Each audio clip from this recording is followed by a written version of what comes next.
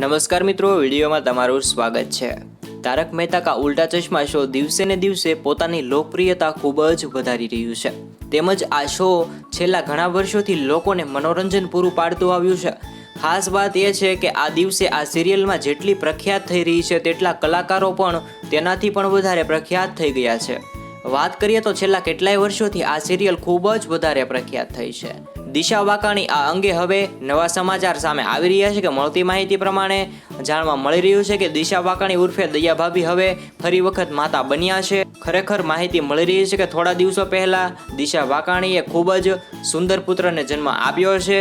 દયા ભાભીના પુત્ર બાબતે દિશા વાકાણીના પતિ મયુર પંડિત અને દિશા વાકાણીના ભાઈ એવા મયુર વાકાણીએ આ સમાચારની પુષ્ટિ કરી છે।